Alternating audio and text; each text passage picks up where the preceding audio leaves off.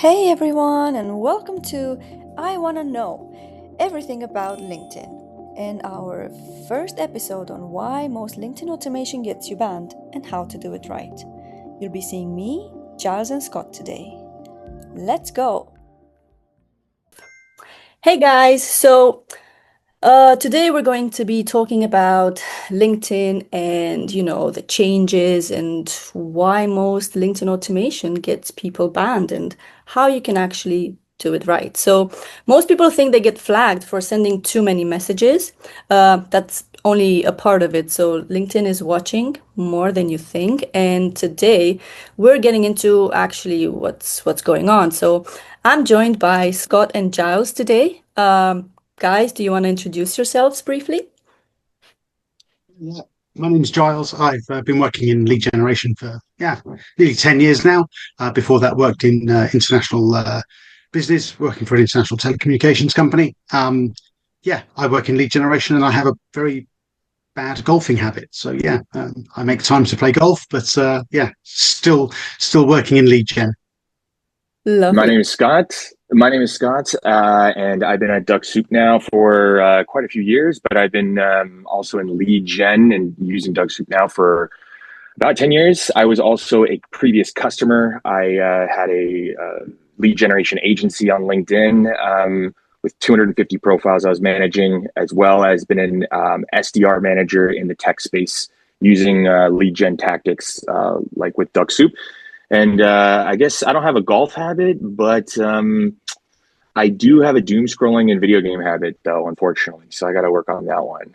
But nice to be here.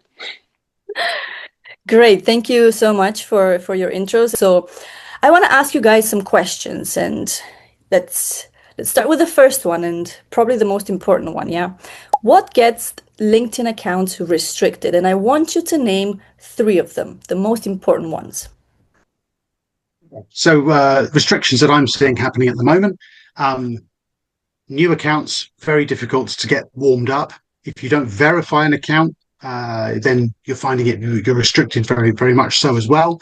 With regards real sort of heavy restrictions, it's trying to do too much too quickly and spamming people, basically trying to run before you can walk. That's the short and sweet answer.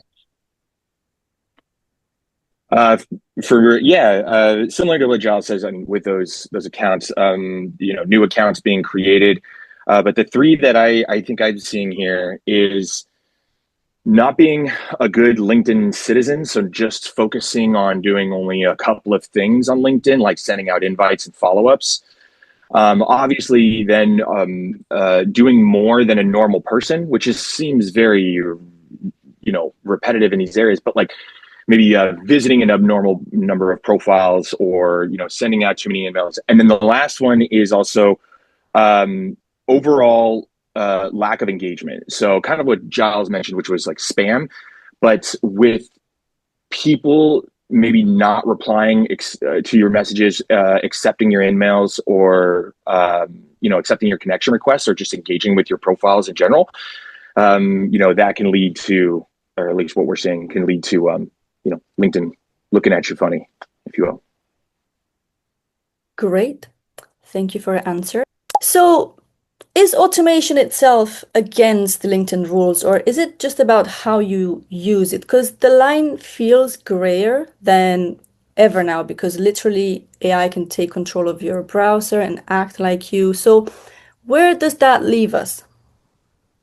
So LinkedIn do have a section in their terms of use which do identify use of certain tools, which is against their policies, shall we say.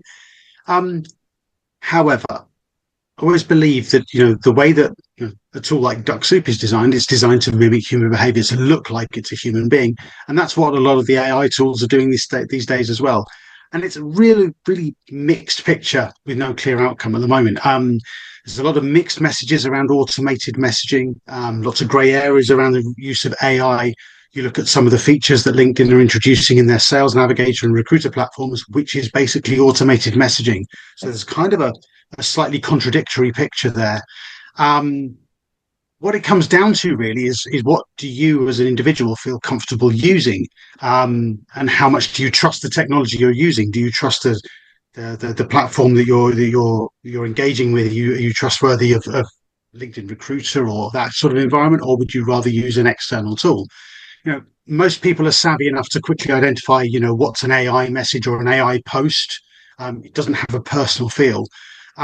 So yeah, it's really down to how you feel in using it and how you feel receiving those sorts of things. They are usually pretty obvious. It is a mixed message, lots of mixed messages from LinkedIn at the moment. So yeah, I think it's still wait and see as to what's going to happen. Hmm. And yeah, I think we're witnessing a really interesting time. Obviously, just in the work culture in general, with AI being the news headlines that it's going to take over people's jobs and all this, and it's mimicking human behavior and all these other things. And coming back down to LinkedIn automation, you're seeing a lot of people trying to come up with AI messages or all these other areas. But at the end of the day, it is against LinkedIn's terms of service to use automation or types of scraping. But LinkedIn does sound contradictory in some of their stuff. Right now, I believe if you have a paid premium company page, there's a function that allows you to, like, if somebody likes your the company page's post, that it will automatically send them out an invite to follow that company page, which is almost kind of similar to creating a sense of automation across the board. And so we could very well be seeing LinkedIn in their high towers, if you will, around a board or a meeting desk, basically getting together to try and figure out what they're going to do with these different AI systems and Claude and browser automations that do exist right now that everybody's utilizing. So they're definitely having conversations about it. My guess is that, which I think we'll get into later, is that because they're Microsoft and Copilot, there could be something kind of spinning out from there. But time will tell. Wow, interesting take. Okay. Okay, so what's a safe number of connection requests per day for a brand new account versus one that's been active for years? Okay, so there's a couple of different views here then. So if you've got a brand new unverified account, you need to start super slowly. And what I mean that was sort of like 10 invites a day. Week one, run it like that, and then week two, go to 15, and then gradually increase things. Now, you will hit a limit at some point. And what you'll essentially see is until you achieve a base level of something like 200, 250 first degree connections, you haven't really got much credibility on LinkedIn at all. Once you get over that threshold of a couple of hundred invites, you'll actually start to find that your search results naturally will become better quality because your base level of network increases.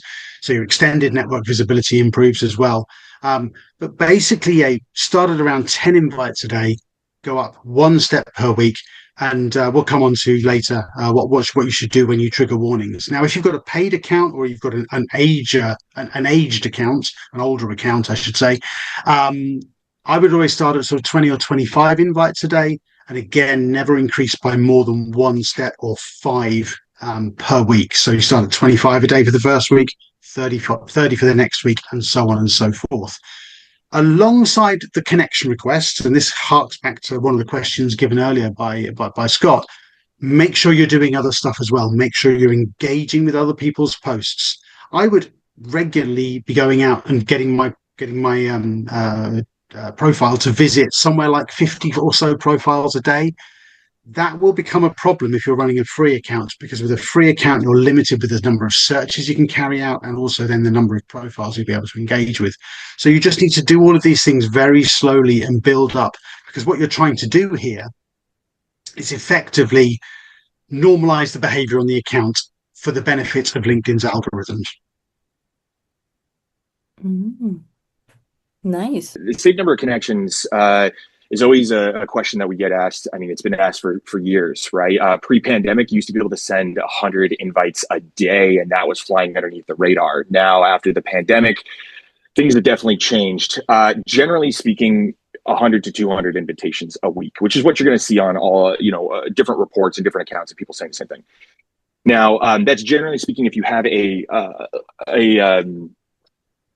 an aged LinkedIn account, right? An account that has been active for quite some time.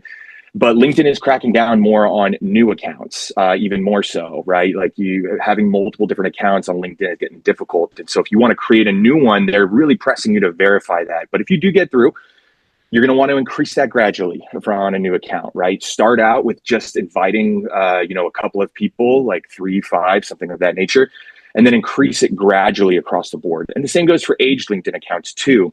If you're using an automation service like Dux-Soup, then starting off with something of like, 10 invites a day to 20 invites a day, and then increasing that gradually until you find the limit of where you can hit. And LinkedIn will actually tell you, it'll say you've hit your limit for the week. Please try again next week. And when you hit that limit, that's usually what is going to be your ceiling for the day. A lot of people ask, oh, well, can I just maybe send all of those 200 on one day and spread it out? You can give that a try, but the issue there is that if you try to send out 200 or 300 invites in one day, of that kind of sense, you'll get hit by LinkedIn's limits. And then when the limits are released from you again, or your account's on released again, and then you hit that limit again, it's a repeatable pattern that LinkedIn can then see, therefore insinuating that you're probably using LinkedIn automation. So finding the number that could be like a cruising altitude for you to continue on is always going to be the best. And unfortunately, the limit for you, Lavinia, is going to be different than the limit that I have, unfortunately. So yeah, but generally speaking, about 100 to 200 when you have at least an age profile to some degree, as Giles mentioned. Cool. So how does LinkedIn detect that someone is using a bot or like an automation tool? I want to know what you think.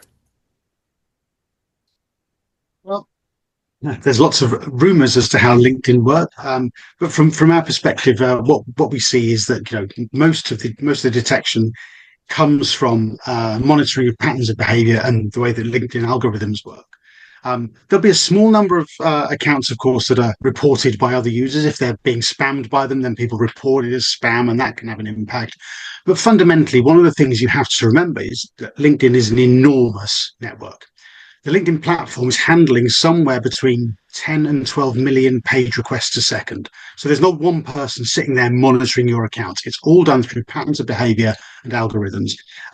So yeah, basically what you need to do, as Scott said there, find your cruising altitude, normalize that behavior on that account. And if you are going to shift that, make sure you're being a good LinkedIn citizen to give you the best chance of getting the most out of the platform. Yeah. That's how LinkedIn, we believe, is mostly identifying these things. It's patterns of behavior and through the algorithms that they have. Yeah, I think to second what Giles is saying there, there's a lot of theories, and there's a lot of theories of what people think is happening in this. And I mean, Giles and I, we do anywhere between 12 to 15 calls a day with people, and they say, oh, well, I know that they may think that they know how the algorithm is. No one really knows, because it's in LinkedIn's best interest to make sure that you do not know, because then it keeps everybody on their toes, and you're kind of keeping it in a random area.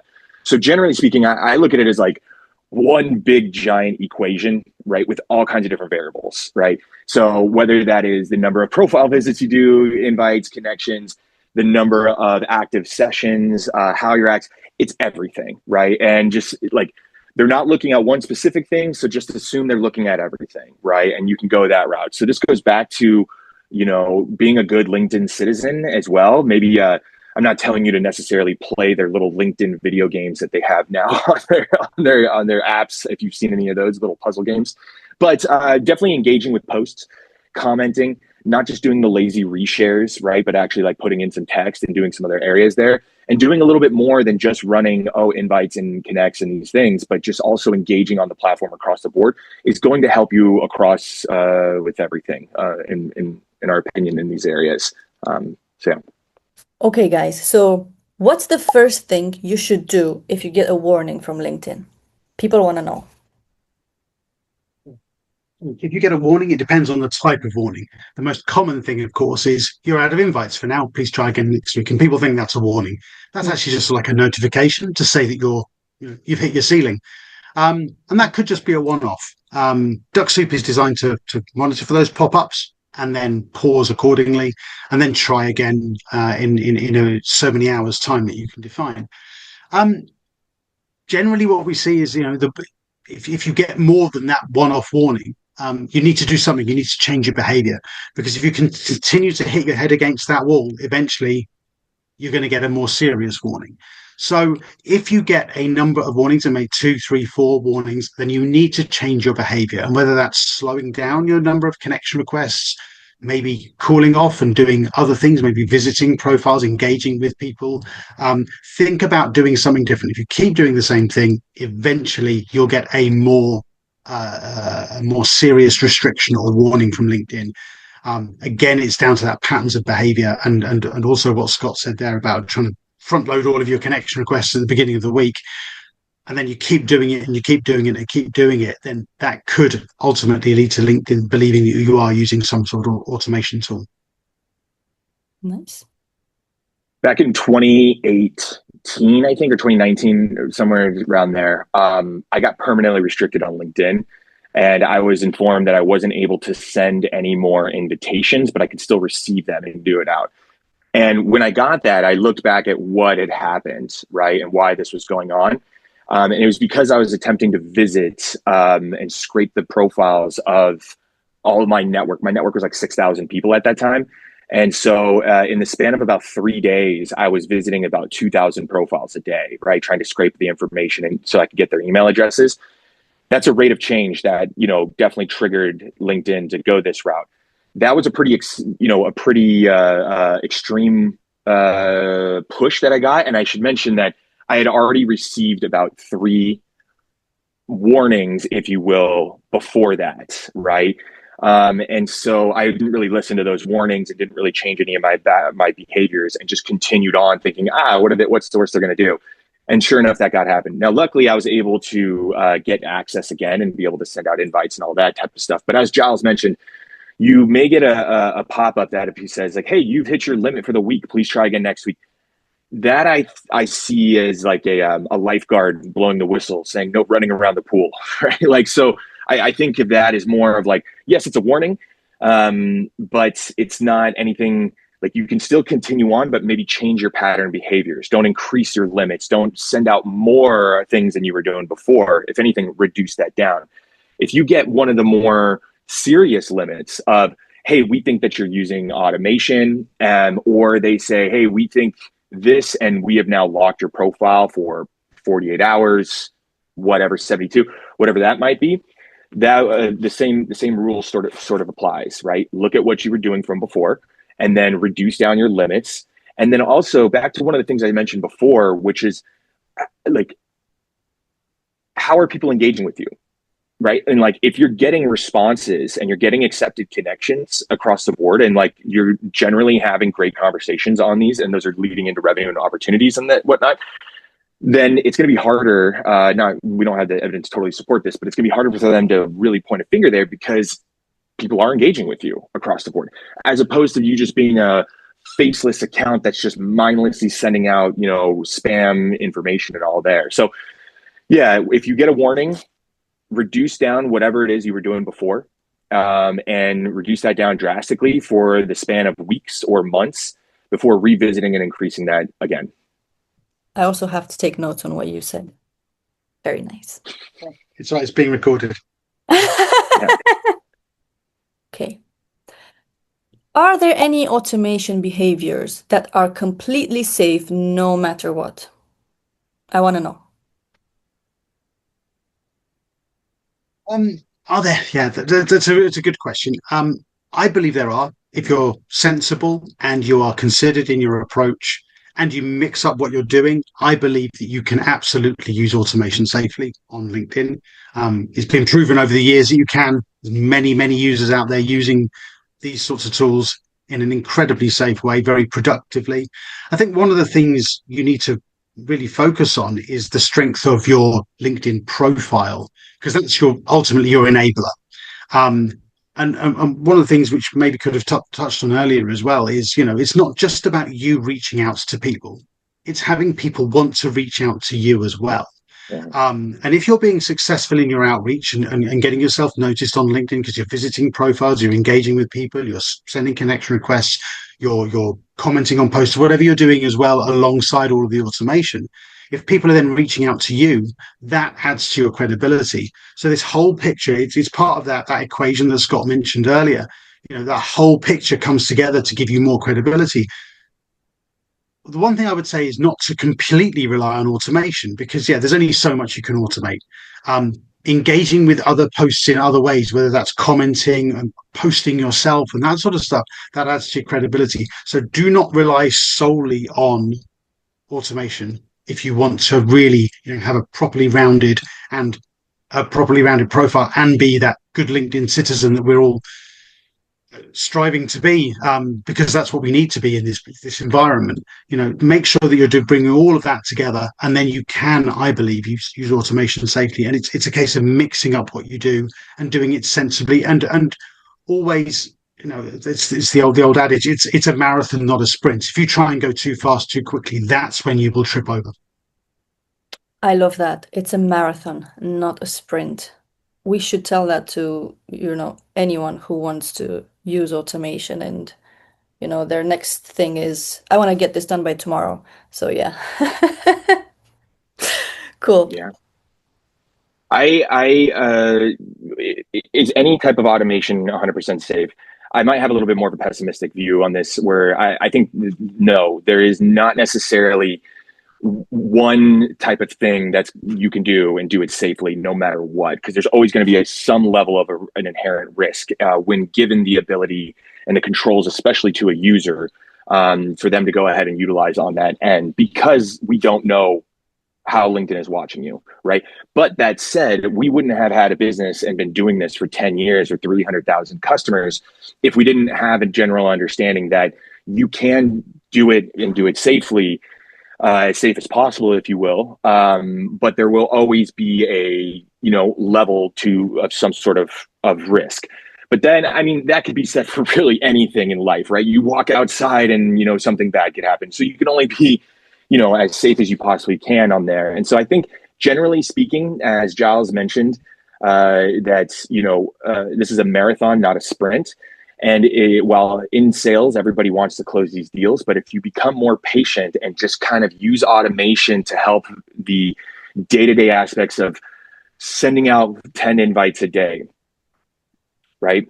And then making sure that there's a very basic follow-up that sort of is done, and visiting some of these profiles and liking some of these pages, incorporating that into your day-to-day, and then increasing that gradually, and then also engaging with the new accepted connections is generally going to be okay. And what is all looked at as human behavior on LinkedIn, right? I know that there's tons of people that we've even spoken to where they say granted, they say this, but that their process is that they wake up in the morning, they send out 10 invitations, and then they respond to 10 people that have newly accepted their connections, or whoever that is. And that's what they do every single day in the morning. You could absolutely use LinkedIn automation to replace that exact situation there and save yourself 45 minutes, maybe an hour, maybe even longer.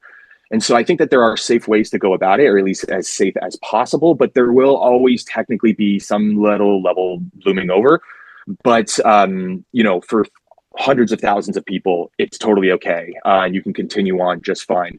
But remember, as Giles said, it's a marathon, not a sprint. Lovely. Really well said. Can I copyright that? I think you should. You should.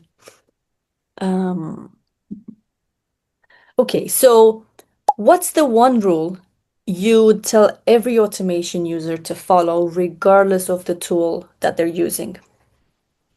Regardless of the tool you're using, the number one rule is put effort into your profile. If you don't put effort into your profile, your profile is your window, your advert to the world. If you don't put effort in there, no matter what you do with your automation, you could build the best campaigns in the world. You could have the greatest processes built to bring data into all sorts of other platforms and all that sort of stuff.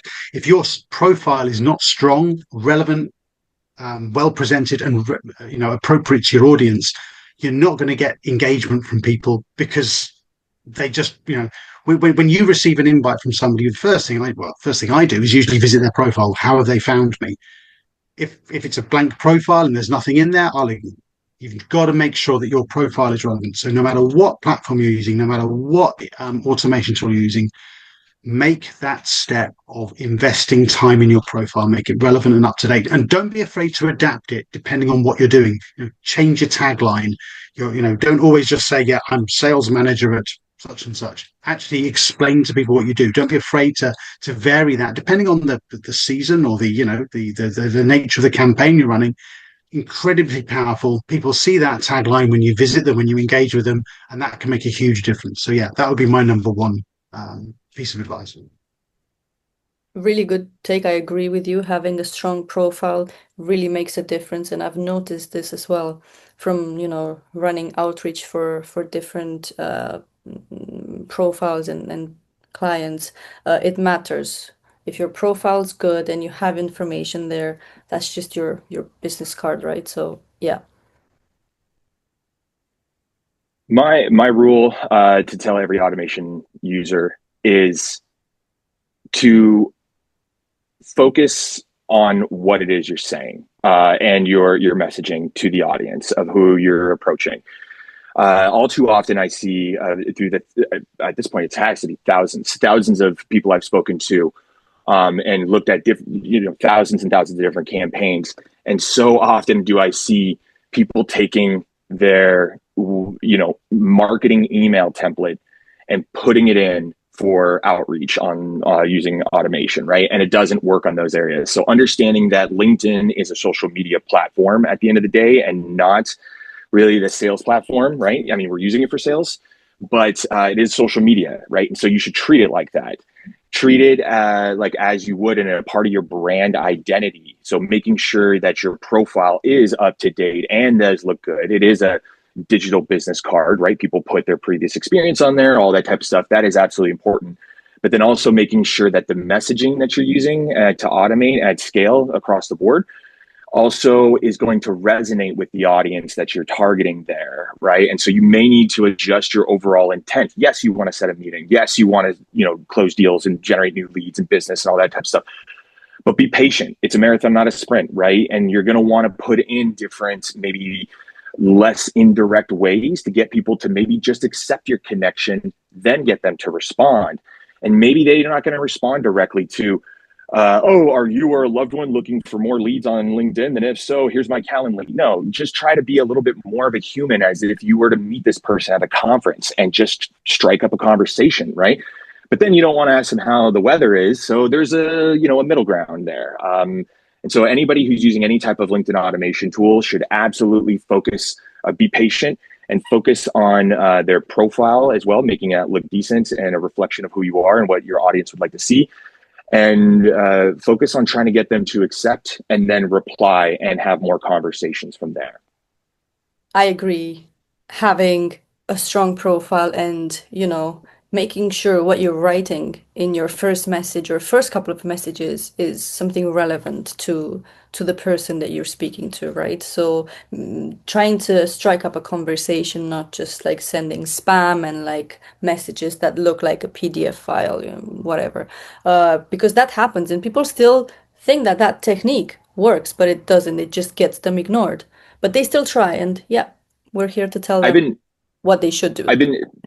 I've been talking about, I've been working this into my narrative a little bit, that LinkedIn in general, especially when I'm talking to like a group of people that are going to kind of be using this for the first time, that this is like a new responsibility. And it sounds bad because it's like, we should make this sound as easy as possible. And it is to some degree, but it is a new responsibility, right? And this is going to have to be worked in. And like Dux-Soup isn't going to solve all that for you. If anything, it's going to create more work for you, right? But ideally that work is going to be more of the work that you're going to want to focus on than your other work, because you're getting responses and things of that nature. But now you have to cater to those replies and manage those conversations and push those to a call to action, right? And when somebody says, "Oh, great to be connected, Giles," right?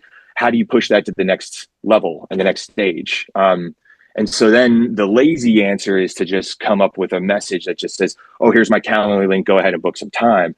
But then we know that we have data and evidence to support that that doesn't really work. And depends on the audience, I suppose, right? But yeah, being able to just be like 3 or 4 years ago, that had a success rate that was higher.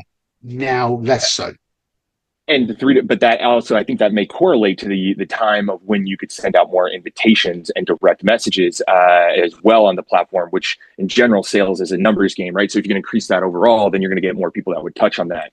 And yeah, so like I getting people to then reply, and then so everybody's like, oh, it sounds like Scott just gave me a paradox, or like, you know, conflicting statements. How do I write something that is direct but then not at the same time? And the idea is that just looking at it on extremes, you don't want to ask them how the weather is, and you don't want to say, hey, are you or a loved one looking for more leads right now? Here's my Calendly, right?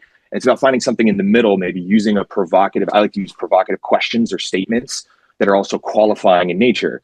Hey, out of curiosity, have you ever used LinkedIn automation before? Right? Using that as a, you know, an automated message, and then the reply from there, I think through those replies and what those outcomes could be while writing my campaign. Oh, what would somebody reply to that message be?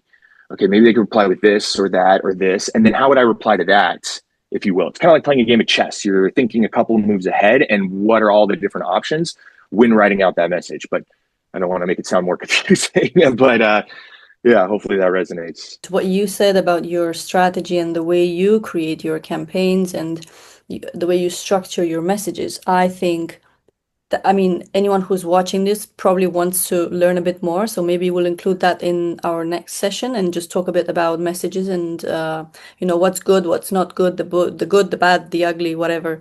But yeah, because I know you have a lot of experience, you know, with having an agency as well and running that for multiple clients. So we'll make sure to add that in next time.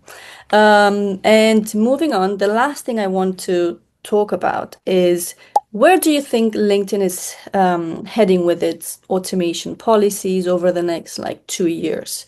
Do you think it's going to get stricter, or do you think anything's going to change? Yeah, I think LinkedIn will probably continue to do what they're doing at the moment, which is putting up more challenges for tools that are trying to automate actions on their platform. I think they're going to try and to do that more and more. Essentially, so that I think so that they can then monetize this themselves. I think that more and more they're going to put sort of additional sort of automated functions into their more expensive premium versions, whether that's Sales Navigator, Recruiter. You're already seeing it. You see it already. You know, you can select an entire page of targets in Recruiter and then just message anybody who's got an open link profile from that one click. You know, so say a page of 25 profiles. You say, yeah, I want to message them, and I only want to target those people who've got open profiles. It'll find the 16 that have, and you can just send them a standard in-mail message. I think we're going to start to see LinkedIn, you know, owned by Microsoft, of course, embracing more of the AI stuff. You know, you see it sometimes already with some of the automated responses that appear in your when you go to construct a message. You can actually start to get those messages to be populated. But I think LinkedIn will look to monetize that more and more and try and bring some of the functionality that the Dux-Soup and other businesses in this space do. I think the unique selling point that platforms like Dux-Soup have, though, is the ability to flex, change, adapt, and integrate so broadly with so many other platforms. We have Dux-Soup, we've got a whole host of native integrations that we've developed over the years, and that is something that is, you know, unique to this space where there is so many possibilities for integration. So yeah, I think we'll continue to see LinkedIn making it difficult for companies in this space. I don't think that they will ever be able to shut this down. You know, the technology evolves and changes. People find solutions to these things. So I think there will continue to be this space where there will be a number of different players. But alongside that, I think LinkedIn will try and push to monetize this from their point of view more and more. Yeah, I agree. I think that's highly possible. Yeah, I think I'm not a conspiracy theorist, but I can find myself leading into this direction sometimes when I think about this. And over the last 10 years or however long, right? I think it's in LinkedIn's best practice to treat the automation companies in the exact way they're doing it right now. If I worked for LinkedIn, I'd probably treat it in the exact same way, right? Which is build it in a way where you make it difficult for the automation companies to stay afloat and as a business, but at the same time, make it so that there's a level or a margin of allowance to some degree, because they know that it brings them two things. One, revenue to their platform in the format of more sales nav and premium subscriptions, right? And then two, more activity on their overall platform. But every social media platform has an issue with bots across the board, right? And as Giles mentioned, and as he said, where are they going to go with this now next with AI and all these other things? And they are Microsoft at the end of the day, so they're going to want to obviously turn this into something in terms to make some money in these areas. And I think, as Giles mentioned, they're going to add in more capabilities to really Sales Navigator and probably Recruiter and maybe Premium in those areas.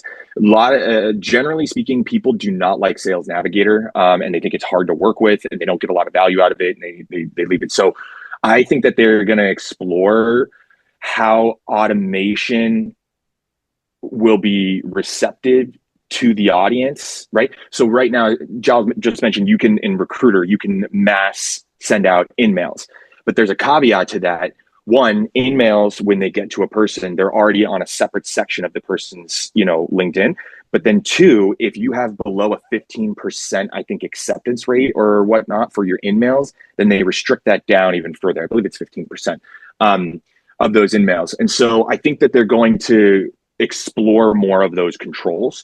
If I had to theorize, maybe it's a format of like, oh, we'll allow you to do automated connection requests, but if your acceptance ratio dips below this level, then that feature is now revoked, right? But then if it is high and you do get engagement, then you can continue to operate at this level. Oh, and by the way, it's going to cost you an extra $99.99 a month or something of that nature to sort of utilize, because they could see that being an opportunity. But this also does depend, I think, heavily on how their existing audience is going to respond to this. They're in a unique position because they know they are the only ones right now that exist that is like a professional networking space, right? And like, go to Facebook for that, go to Instagram, go to X or Blue Sky or whatever. So they're going to be sensitive to the audience to some degree, but they are going to value money overall, right? And so they're going to explore this, and we've already seen it, as I mentioned before, with like your company premium pages. If you like a post, and it can automatically send out an invite to follow them. So you see them already exploring that avenue. So I think they're just going to double down in those areas and sort of roll them out and test it out in different areas and functions, if you will. So, yeah. I'm really curious about, how they're going to approach this. I know they're slowly implementing even bits of AI into their messages. It's mostly on Sales Nav, if I'm not mistaken. But yeah, really good answers and a lot of information. I just want to thank you guys for being here today and for answering all of these questions. And hopefully for people who are scared of automation, this demystifies it. And if you were thinking, oh, like, what if I get banned? I really want to try it. Or how do I get it right? I hope this information was helpful. If you do want to give automation a try, there's a link in the description box. You can get a free trial for 2 weeks with all of the options included. And we're also here to support you with anything you may need. You can always email us or get in touch with our support team. But thank you so much for today. See you next time. Thanks, everyone.